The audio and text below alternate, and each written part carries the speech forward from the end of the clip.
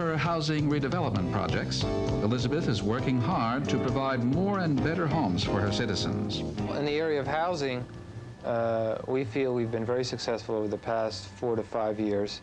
The city now operates its own Elizabeth Home Improvement Program. We're doing now, several hundreds of units per year through this program, and it's been very popular and very successful and relatively efficient to manage. Proud of her continued revitalization, Elizabeth attributes her success to the joint efforts of the public and private sectors. Well, we have a department called the Elizabeth Redevelopment Agency, but in addition to that, we have the Elizabeth Economic Development Council, which has been working wonders by getting financing for people who want to either build new stores or new businesses or refurbish old buildings and that type of thing. And anybody who can prove that he or she has an idea that needs some financial help, we can find ways and means of getting that financial help to them. And the private sector, the banking industry, has been very cooperative in working with the governmental structure in helping people who want to set up businesses in the city of Elizabeth. The building to my right represents the first, what I would call, major project our company worked on with the city of Elizabeth. It involved approximately a $700,000 Urban Development Action Grant, which was provided by the federal government to the city, to Elizabeth Development Company. With that money and with some additional community development block grant money, we were able to assemble 10 buildings on this corner, burned out, pretty rundown buildings, relocate 13 tenants, knock the buildings down, and then sell the cleared property back to United Jersey Bank, who in turn developed their regional corporate headquarters in this facility. I would say this project's had a major impact on this area.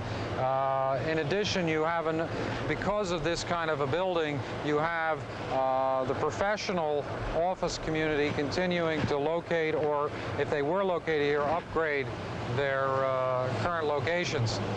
So yes, this building has had a lot of spin-off effects. The building alone represented about $4 million worth of investment, and its spin-off impact probably represents another $4 million. To the far south of this, on the other end of, I guess, what you'd call the Central Business District, Franklin State Bank recently broke ground for a 40,000 square foot office building. That project was also done by an Urban Development Action Grant.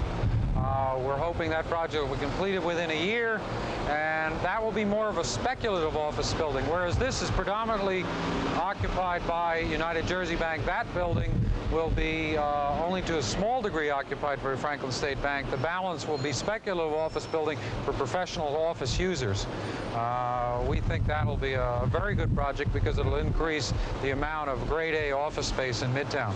It just seems as though in the past 5 years, everything is coming to a head. The Kapkowski Industrial Park, the Port Authority calls it something else, but we refer to it as the Kapkowski Road Industrial Park. I predict that within the next 10 years that it will be bringing as much as $20 million in revenue into the city of Elizabeth, which is going to be a tremendous boon. But right now, the big thing underway is the demolition of the old Singer industrial plant, Singer Sewing Machine Company. And once that big multi-story building on First Street is torn down, people will be able to see what's going on and has been going on behind that big structure, the opportunity for older buildings to be refurbished, and available land for the construction of new industrial sites. Proud of being home to Singer for more than 100 years, from the beginning of the Industrial Revolution in 1873 until 1982, Elizabeth remembers. My father worked for 40 years with the Singer Company. He was an immigrant who went to work in the lowest possible job, the foundry, where he and all his brothers, and I guess almost everybody who moved to the city of Elizabeth from a foreign country worked at one time or another. And he worked his way up so that when he was about ready for retirement, but he passed away on the job, and he was the chief stationary engineer. So I had an opportunity as a youth and during World War II to see what it meant to the city of Elizabeth. It was the biggest employer in the city of Elizabeth for generations. Hardly a family in the city of Elizabeth didn't at one time or another have one or more people working there. I think during the war, and I stand to be corrected on this, but I think there were about 15,000 people working at one time. After World War II, with sophistication of new equipment, with a lower demand for domestic sewing machines and things of that sort, they started to cut back. And despite some promises that they made to me personally and to other people, that they would never leave the city of Elizabeth, that they would always keep at least some minimal operation going here, I guess circumstances for them got so that they just couldn't fulfill their promise. And when they notified me and notified the city of Elizabeth that they were pulling up roots, it was a terrible blow to me personally and to the city of Elizabeth and, of course, to the economy of our city. And it scared us. But by the same token, I made a determination that we were not going to let it sound a death knell to the city of Elizabeth. We've now embarked upon the next major redevelopment, probably have the most important or most effective project to date, and that's the Singer Redevelopment, or now called the Seaport Industrial Park. And that involved the retrofitting of 106 acres of industrial land and property into a modern industrial park and provide well over 1.5 million square feet of industrial space and about 2,000 new jobs and about $35 million worth of new investment. When we first told people about our concept, they thought we were crazy. We stuck by it. We stuck by it through 2 years of litigation. The mayor was a key actor in making it all happen. Finally, he turned the governor around to his way of thinking, and we now have what I think will be a national model. New York Times and other various media sources have already identified as a national model of a way in which you can retrofit an older industrial complex into a new, modern, usable industrial park. That's a project that's funded by just about every source you can think of. There is local community development block grant money. There are local loans from Elizabeth Development Company. There are local lenders involved. There are federal funds through Urban Development Action grants, as well as U.S. EDA grants. In addition, the major sponsor and the major developer is New Jersey EDA, who is spending an additional about $12 million of their own funds to make that project happen. Proud of keeping up with the changing times, Elizabeth has already completed several major projects.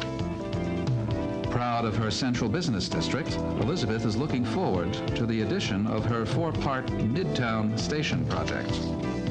What will be involved there is New Jersey Transit has already committed a little over $2.5 million for the development of a new train station. It'll be a high-level platform train station, which will make it much more accessible to get up and down to the trains, on and off to the trains, as well as it'll have better access on and off to Broad Street, which is currently our main street in the central city. In addition to that, it'll be integrated into a small, I guess what you'd call mini mall, which will be called Grand Market. That's pretty much phase one. Phase two, which is what we have right here, is the redevelopment of this old Central Railroad station, which was built back around the 1890s. It is now a National Historic Monument. It will be restored, in addition to a couple other buildings due south of this, and it'll be integrated to something called Old Tower Square. It is contemplated that this property, the old Central Railroad station, which is owned by the city, will be leased to a restaurateur who will in turn develop a very nice restaurant pretty much on the old motif of the railroad station. A little bit further, which is phase 3 and 4, down the road a piece, would be the corporate plaza development, which really is about a 4.5 block area, which would involve the creation of a little over 250,000 square feet of new office space, quality office space. And phase 4, which is quite a way down the road in terms of timing, will be the creation of some townhouses due west of here.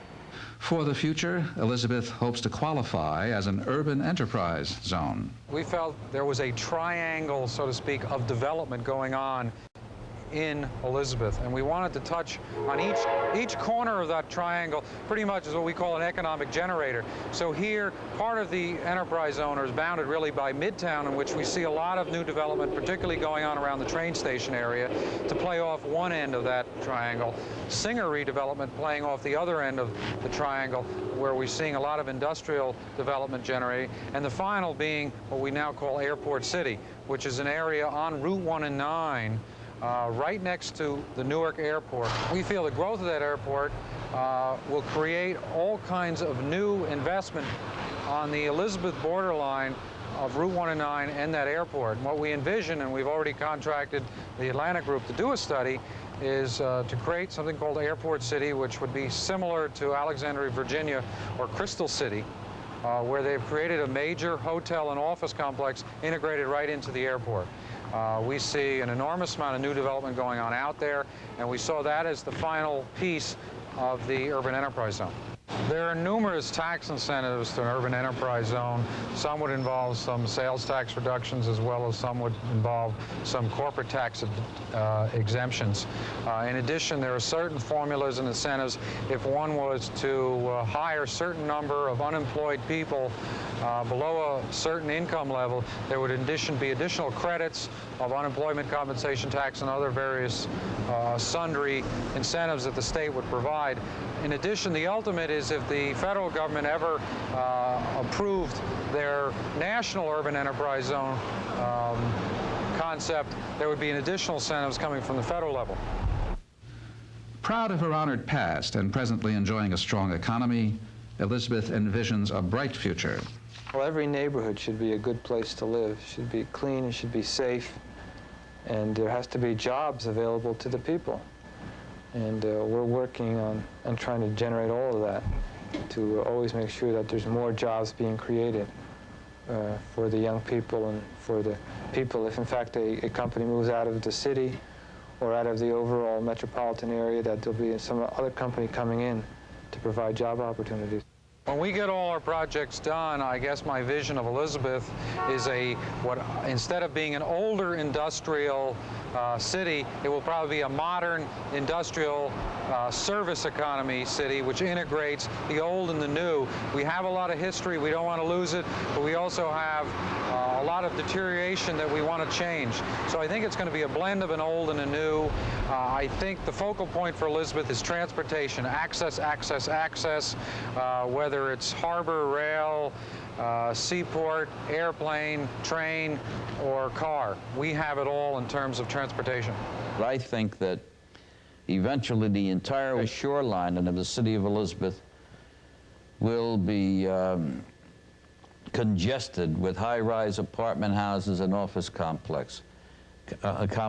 And I think that we've already seen somewhat a start to that concept. And I'd say it'll take about 25 years.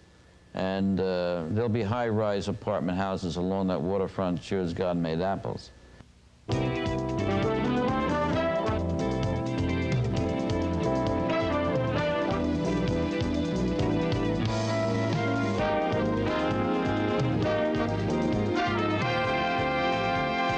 For more than 300 years, Elizabeth has grown and flourished from a village of several thousand into a major urban area of more than 110,000 people. Elizabeth is and will continue to be a proud, proud lady.